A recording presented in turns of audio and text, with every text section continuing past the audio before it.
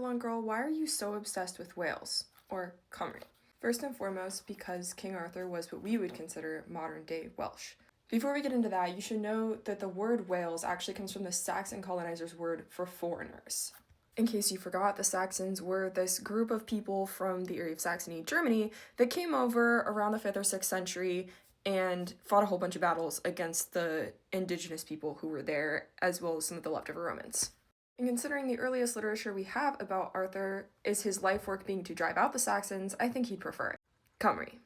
The earliest thing we have about him comes from the Welsh poem Y Gafallen, where he is briefly mentioned as a warrior, not specifically Saxons. Then after that we have Nennius's Historia Britonum, where he is specifically talked about defeating Saxons.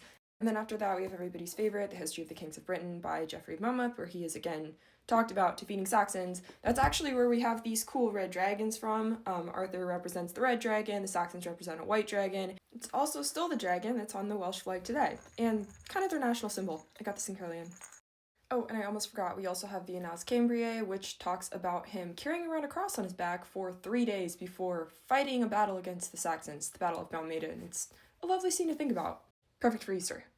There's also all sorts of other Welsh folklore. We have Culhwch ac Olwen, which even though it was written down later, there's evidence to suggest it was much older. It was probably an oral story that people told. So all that to say, we have it on fairly good authority that Arthur would have been from, and they've claimed him, the area which is now modern Cymru. And maybe he wasn't from the specific geographic area of modern-day Cymru, but that border has been pushed back significantly since his time, and in theory, if he really did do the things that people said he did, it was pushed back significantly after he died.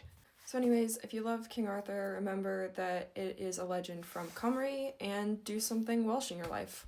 Diolch am fawr.